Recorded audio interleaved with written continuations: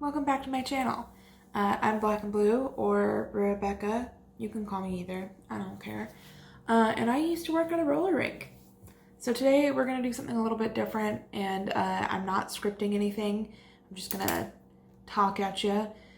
This video isn't intended to start any drama. And I know the way I just said that makes it seem like it was. It really isn't. It's just me telling you my experience there, and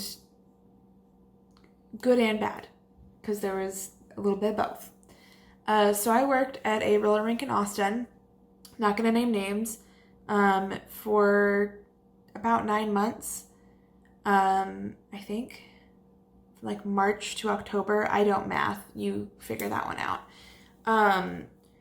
And it was an experience. I started there because I had just gotten out of college and moved back in with my mom. Loser fairy tale. And I didn't know where I was going with my life. I am one of the rare few that got an English degree and did not want to be an English teacher. And so I didn't know what exactly it was that I wanted out of life. I basically chose my degree by like, well, that was my favorite subject in school, so I guess I'll get a degree in my favorite subject because I could go for 4 more years of that class. And then what do I do with it? I still kind of don't really know. Currently, I work at a bookstore and I want to be a writer, but you have to write to be a writer, so we're fighting with that. But at this point in my life, I had just graduated that December and moved back to Austin and was pretty much friendless, was trying to figure out how life worked again. All my friends and family had gone for 4.5 years without me, a constant present in their lives. So when I moved back, it was kind of difficult to squeeze back into everybody's lives. And also, like, I just didn't know that many people in Austin anymore. And so when I went to the roller rink to pick up my brother who worked there, I decided I would skate, even though I had never skated before. All of that is in a previous video. You can hear that story. And I loved it. I fell in love. So I started skating more often. I started going to the rink more often where my brother worked. I only ever went if a friend would come with me. And that was kind of rare, but I did get out to skate every now and then. Then the rink was having their big St. Patrick's Day thing, and they were understaffed. So my brother was like, hey, you have your green shirt, right? And I was like, yeah, why? And he was like, just come in with me tonight. We're going to ask the owners if you could just work for the night because we need more people on hand. And I was like, okay, whatever, fine.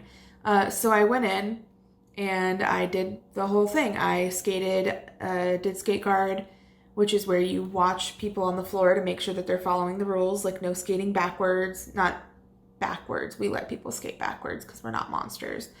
Rinks that don't let you skate backwards are ridiculous. Anyway, not skating the wrong direction. You can't be shoving people or being too rowdy on purpose on the floor. If people fall over, it's our job to help them get up and teach them how to get up. Because a lot of times people don't know how to do that on roller skates if they're brand new to it. My rink was also a rink where alcohol was allowed a few nights a week, so we had to definitely monitor those people. And also just to like help kids every now and then, like if we saw a kid struggling, we would go over and be like, hey, let me give you some help. I'll hold your hand for a little bit and we'll get you around the rink a few times. Let's let everybody have fun. And then the other job that I did was I would be behind Skate Shack, which is where you give people their skates. I did the Snack Shack, which is you give people snacks. And then just like running interference and cleaning. That was pretty much my job. And I honestly really loved it for the majority of the time that I worked there. So that night, getting way ahead of myself, that St. Patrick's Day night, I worked there for that night. I enjoyed it enough, it was really rowdy. My brother was like, it's not like this every night. It was just a big event. And I was like, okay. I got to meet the owners. They really liked me. A week later, one of their new people quit, and I just texted one of the owners and was like, hey, I've already worked there for a night. Can I just take a space? And they were like, yeah, sure. And so that was the whole application process. I just came and was like, I'm working here now. And they were like, okay, fine, whatever. Never had an interview. Easiest job I ever got. And so I started working at the rink part-time. I genuinely really enjoyed it at first. It was a really great way to learn how to skate because you get to go to a rink full of people that really love skating quite often for free and just skate around.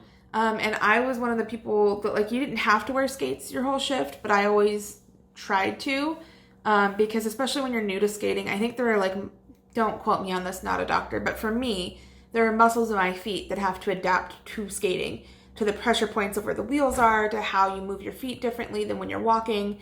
So for me, having my skates on my whole shift really helped me to break them in, break my feet in, and just get used to maneuvering the world on wheels.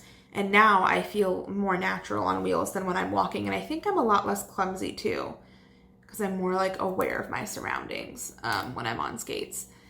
On feet, I'm just a mess. Honestly, I'm terrible. So I really did enjoy working there. The best part about working there was the family atmosphere that we had. And this was a good thing and a bad thing. It was a good thing because we were all pretty tight-knit for a time. And, you know, we felt like we could talk openly and honestly with each other, which was really nice. The reason it's a bad thing when you have a family-like environment at a job is because you fight with your family all the freaking time. So there was a lot of drama that I didn't appreciate, especially because, like, at this point, like, I went into this job knowing it was a temporary thing. I'm not going to work there forever. You know, I have a degree and I'm working a minimum wage job. And so I was like, yeah, this isn't going to happen for a long time. It's just until something comes along or until I get sick of it or both. And so, yeah, there was a lot of fighting. There was a lot of squabbles. Who the hell uses the word squabble anymore? Anyway, yeah, there was a lot of drama and I did not really love that. There was drama between the managers. We had one manager that when I worked there was on drugs, and very openly on drugs. And we had another manager who was a family member of the owners and who really abused that power. She was very rude to her staff. And, like, you know, we still liked her for the most part. She would just do things that you would be like, any other job, and you would not be able to do these things. Like, one time, like, a common joke that I made was like, I have a degree because I was working a minimum wage job after going to school for 4.5 years, being told, like, oh, when you're out of here, you can do whatever you want. And then I got out and realized that's not fucking true. The way that the job market is right now is they want you to have a degree and 10 years of experience and be 25, and that's not possible. Like, it's just not. You cannot have good grades and have enough experience for these people. So I was just kind of miserable, didn't know what I was doing. So I would make this joke because I was, like, scooping nacho cheese out and be like, I have a degree. Just to be like, you know, but also, like, it's kind of funny. Like, it's kind of funny that I got duped into going to college only to be scooping nacho cheese 3 months later, which, like, I didn't hate. Once again, I did actually enjoy my job for the most part. But it was just like a little, like, black humor joke that I would make. And this manager, at one point, I was like, I have a degree. And she was like, yeah, and how did that work out for you? And would just be super fucking rude. She did other things too, like, just insane things. She would call me racist and then be racist, which was really weird. By the way, not a racist, but whatever. She was just, like, really abusive of her powers. So, like, a month into working there was, like, a shit list for this person that we had written out as a staff, where we had a team meeting and we were like, hey, these are all the ways that you were abusing your power and we need you to stop. And for the most part, she was okay about, like, once you confronted her about something, she would actively try and change it. And so that is one thing that I really did appreciate about her, is that, like, after we told her all of those things, she became a better manager for a time, but, you know, she would always like slip back into like being a little bit of a dick. Uh, the manager that was on drugs was surprisingly like the way more fun manager. And then after a little while working there, my brother became the manager, and the druggie manager ended up leaving to go somewhere else. So I thought my brother was a really good manager, and I'm not sure if that's... I don't think that it's because I'm his sister that I think that. I think he had worked there for years. He saw all the problems that we had as a group and really worked actively to try and make those things better. I think he was passionate about his job, and I just think he did a really good job with like the situation he was handed. Enough about the staff. Let's talk about the actual job. So one of the major jobs is the skate shack people. The people that give you the skates and spray them when you're done and lace them up and put them back away. And like the biggest war was always people not understanding how skate sizing works. The rental skates that we used, women were one size down, and men were normal. And you would think it would be like, well, women should be 2 sizes down if it's a normal men's shoe. But I don't know why. This is how these skates worked. So women would come up and be like, hey, I'm an 8. And so I'd hand them a 7 and they'd go, excuse me, I said I'm an 8. And it's like, sweetie, there is a sign right there, bigger than your face, that says, hey, you're 1 size down in skates. And they never read it. They never freaking read it. And so that was a big problem. Another problem was how poorly the skates were maintained. They never told us how to fix anything. It was always just like you guessed. And one of the things that I really enjoyed actually was fixing the skates, because I wanted to know how to do that. I really liked skating. I wanted to be able to fix my own skates.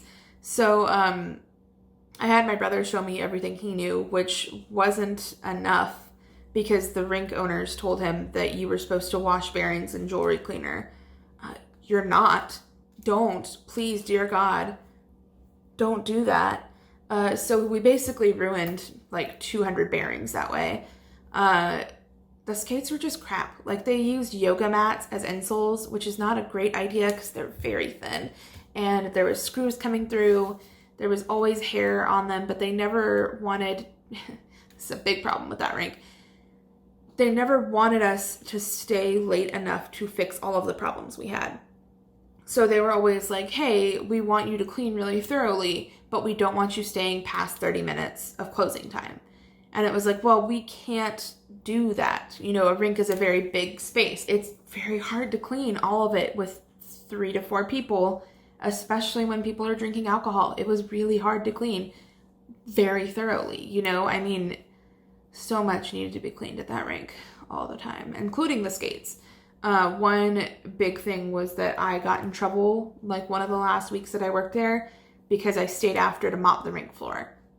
In the amount of time that I worked there, it had not been mopped, because they didn't want to pay people to stay after. And they were like, well then, fine, but you have to clock out to do it. So I literally clocked out and stayed for 2 hours and mopped the whole floor with a few friends. Like, there was people helping me, and it still took us hours, and they did not pay us for that. And mind you, we were only getting paid minimum wage anyway. These people. So, eventually I did quit. Before I quit, I made a lot of friends with the regulars. And then I got all the regulars to be friends with each other, because there's this large group of really cool people that would go to the rink, and they didn't ever talk to each other. So they didn't know that they were all really cool. And so my brother and I introduced them all to each other, and we became really close friends. One of them taught me like the basics of skating and basically ran drills on me like I was in the army, and I really appreciate it. Like, it made me a much better skater. Another one is my friend Brittany, Tater Tot Skate a Lot, and I was talking to her and I said, hey, do you ever go to skate parks? And she was like, yes, I love skate parks. And I was like, well, I have only gone a few times just to roll around the flat. Would you like to come? And so I thought, she doesn't know what she's doing. We're all just going to roll around the flat. No big deal.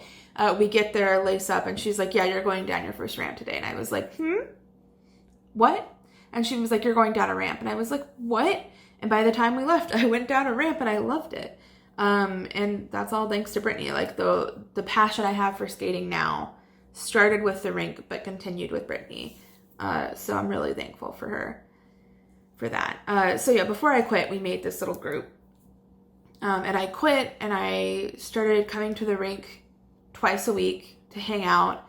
And then the owners pulled some real hoe shit and they basically fired my brother over nothing. Like they changed their policies for past employees. So the rule had always been, if you were a past employee and you wanted a room, you could have it for free as long as you cleaned it.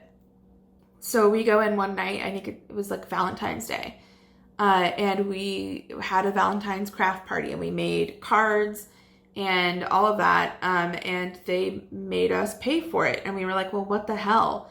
And so a few of us banded together and we did pay for it. And the paying for it also comes with them cleaning it. And so we normally all cleaned up after ourselves, but we had to pay for the room. So we were like, we're not going to clean up. Did we leave a huge mess? No. Was there a little bit of glitter on the floor? Yeah. It was a Valentine's craft party and you made us pay for it. So no, we're not going to clean the glitter off the floor. So yeah, we didn't clean the glitter off the floor. And they fired my brother because there was glitter on the floor. And we did tell a few of the employees, like, hey, don't clean it. Let the manager clean it. She's the one that was being a jerk and made us pay for the room, so just you let her clean it. And I guess one of the employees told the manager that we said that, and they fired my brother because of that. Mind you, my brother had nothing to do with it. And so that was kind of like, I don't know if I'm going to keep coming back here. And then they changed the rule that when you got the job, they told you free skate for life.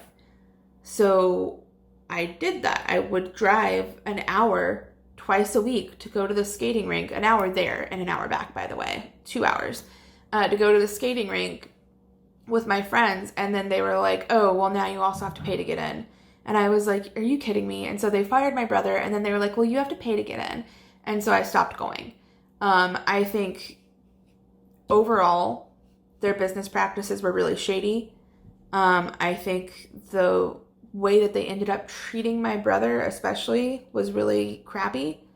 And I quit there, to rewind, I quit because they kept hiring people that weren't working, people that would complain about any work that you gave them. And then there was a person that they hired that was just completely unfit for the job. And when she was there, even not working, she would just like derail the entire operation and make it so work didn't get done. And it became increasingly petty because they were hiring really young people, because really young people will work a minimum wage job at a skating rink. And I was just not into it. And I was like, hey, this is causing so much stress and anxiety in my life. I can't do it. And then on top of the manager being an adult that was super petty and rude, I just stopped going.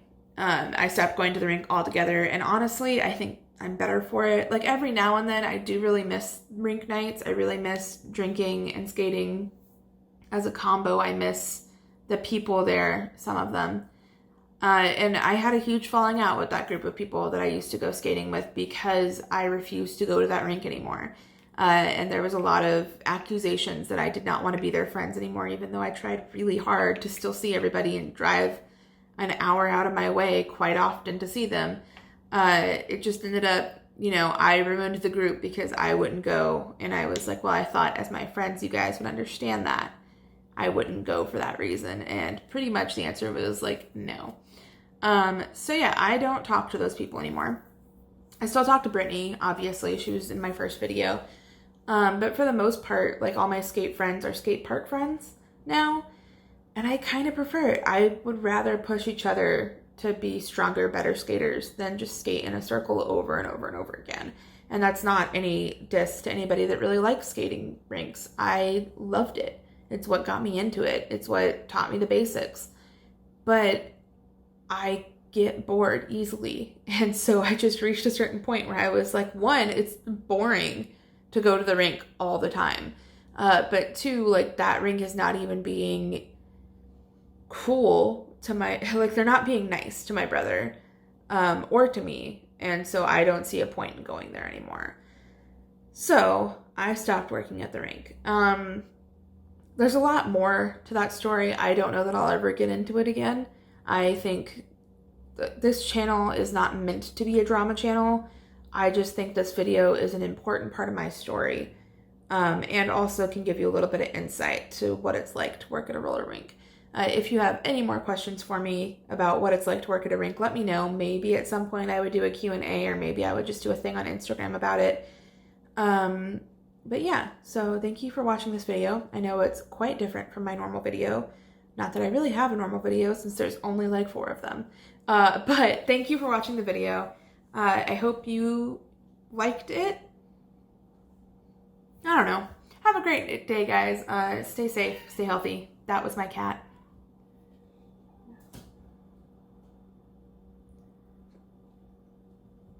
Oh, get him. Stay safe, stay healthy. Bye, guys.